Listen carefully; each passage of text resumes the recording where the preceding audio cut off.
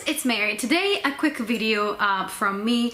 I wanted to do a bit of a different video, although I think I said that with the last, I don't know how many videos, probably the ones that didn't have really a structure. Then I was like, I'm going to do a bit of a different video.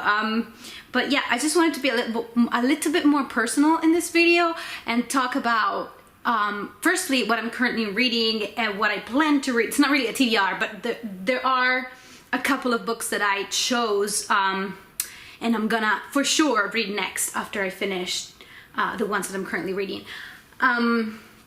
So first I'm gonna tackle this, you know, bookish things, and then I'm gonna talk a little bit about my life, a little bit of an update on my life. If there are some of you that are not interested in all the other things, then you can just watch the beginning of the video. I don't know why this got super tangled, and I tried to fix it before filming but I couldn't, so you're just gonna have it like that. I'm sort of taking it slow with the amount of books that I'm reading, because usually it's a lot, and I'm not really counting the Silmarillion that I'm still sort of reading, and I've been reading for like 2 years, and also the Wild Swans. I mean, I'm reading that one too. I sort of read a chapter in between books that I'm reading, but I don't feel like talking about that one again, since I don't even know how many times I mentioned it on my channel. So what I'm currently reading, we have two books here.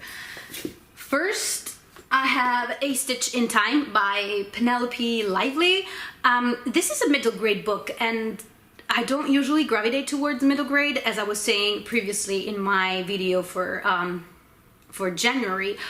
I am really bored by middle grade books. But this one, I don't know. This one I picked because it has time travel involved, like as a narrative, and I'm a sucker for a time travel narrative. I would pick anything that has time travel in it. So even if it's, whatever book, whatever genre it is, apart from horror, I would pick it up for sure. And so in the back it says 9+, but it was written in the 70s, and it sort of doesn't feel like a middle grade. I mean, it does feel like a middle grade book, but it's more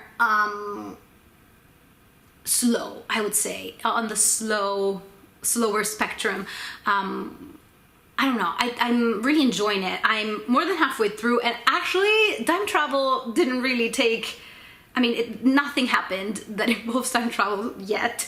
So I don't know if I misread the synopsis or something, but I am enjoying it nonetheless, so I'm fine. The protagonist is a little girl called Maria, actually, Maria, and she goes into this Victorian house, basically, for the summer with her parents, and she's an only child. She takes a lot of interest in the old house and the fossils that are there and other sort of pictures. She's a peculiar child because she doesn't she's not very sociable. She doesn't have a lot of friends, and also she talks to herself a lot, and she talks to objects and animals as well, and they talk back to her. I mean, not all the time, and not all the objects or animals, and it doesn't feel ridiculous in the story. I think it's very sweet. So yes, I'm enjoying this. It's very quiet, and I also like the descriptions of, you know, the places. It's very descriptive for being a middle grade book. And then I'm reading a non-fiction book that is sort of picked from my lot of I put this in the category of like parenting and educational books, although this is more for adults, not really for, but it's strictly, I think it's sort of tied to being a parent too, because it talks about your own childhood and the childhood trauma that we sort of deny and don't remember to protect ourselves, basically. It's I have the Italian translation, but the English translation is The Truth Will Set You Free, by Alice Miller, and also it has another subtitle, Overcoming Emotional Blindness and Finding Your True Adult Self, which sounds like a bit self-helpy, and I don't have anything against self-help books. let me say this, but at the same time, it's not a self-help book. She is a psychiatrist, psychoanalyst. I don't know if that's even a word. She's from Switzerland, and I've read already 2 of her books, so it sort of is in the same vein, tackles the same themes more or less, and it's very interesting. I find it useful, and I sort of like, this sort of makes me think about a book that's been going on, that's been going around BookTube for a while now that I didn't read yet, which is called The Body Keeps the Score, and I actually purchased it. I'm waiting for it in the mail because I feel like I'm reading a lot of books that reference back to the fact that your body keeps the memory of trauma and what happened to you, while your mind and heart sorts of erase your trauma, your childhood, like the love for your parents and for your strict family.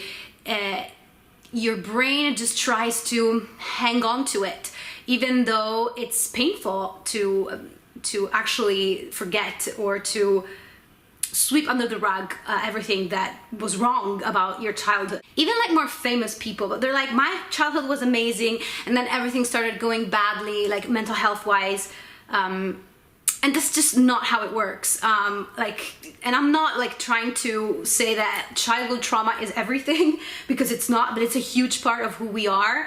And trauma, being traumatized doesn't mean that you've been like beaten or, you know, something like major. Even neglect, even emotional neglect or dismissal are harmful for the child. So I find this very poignant and important. So yeah, I'm reading this one.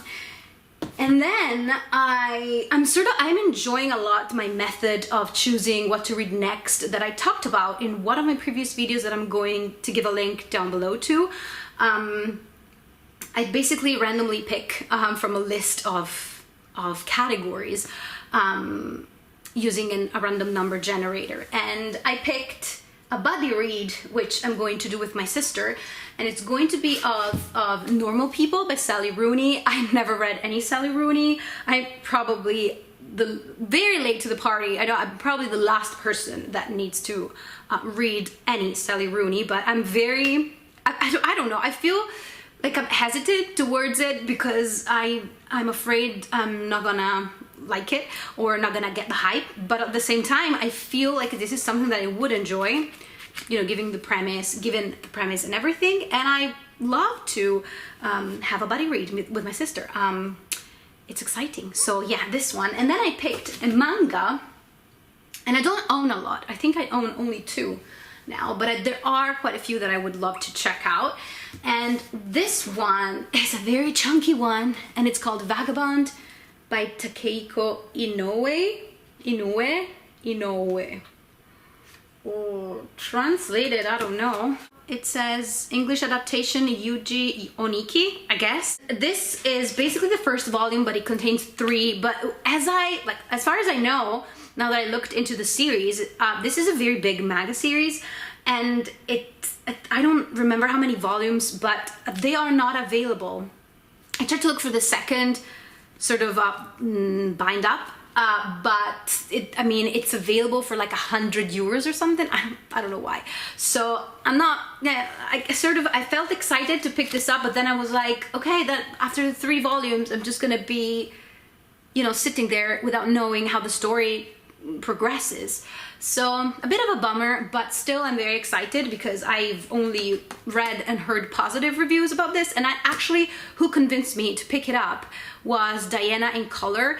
I'm gonna leave a link to her channel down below. I'm not sure if she posts still, and I don't know if she changed her channel name, but anyway, I will leave links down below. This one. For my life updates, I think these past 2 years have been the years of the diagnosis because I've recently been diagnosed with endometriosis, which, yeah, not very fun. I had looked before for signs because I had symptoms previously, like when I was younger. But then, you know, I did my checkups and nothing was wrong, so they sort of excluded it. But now I have some cysts. Yes, I have cysts that are of the endometriosic type. I don't know the technical terms in English, I'm so sorry.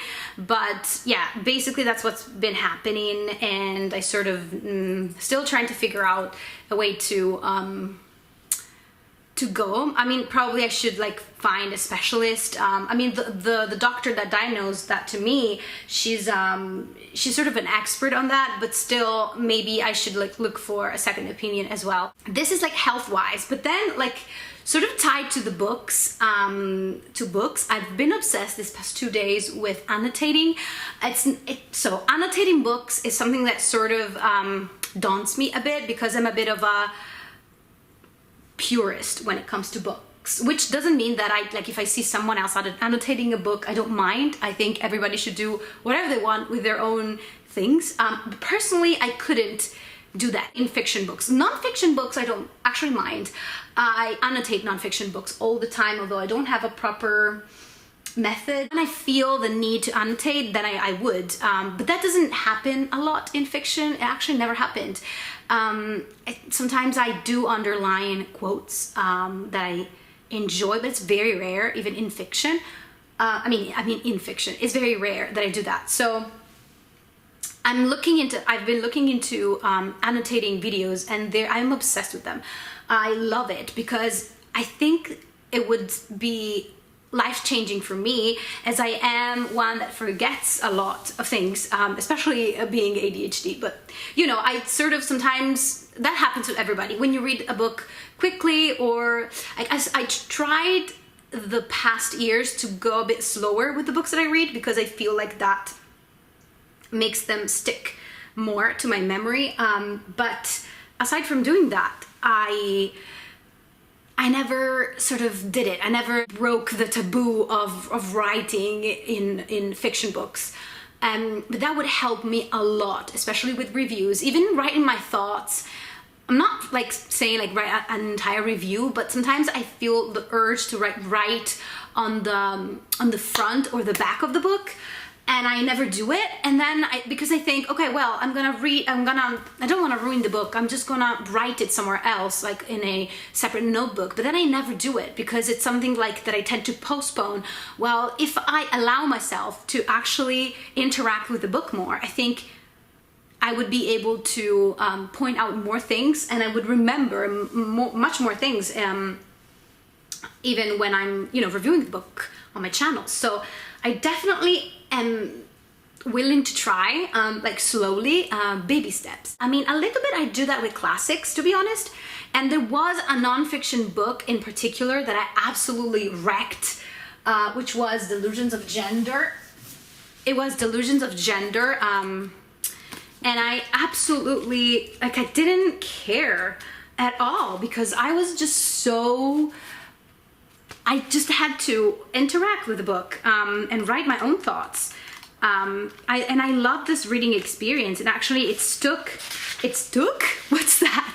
It really stuck with me a lot more. And even now that if I had to reread it, then I know that, you know, I'm gonna find all my notes, and that's lovely. So yeah, I'm thinking to start doing that, you know, like with an intention, especially with my fiction books, because that's something that doesn't come as natural, but I want it to be natural for me, as it is in most non-fiction books. So yeah, I've been looking into that, and I don't want to do like anything too fancy. I thought I had more things to say, honestly, but I don't. So I think that's what I'm gonna do, what I'm gonna go with. Thank you for watching, and please let me know any of your thoughts on the stuff that I mentioned. Let's chat in the comments, and I'll see you in my next video.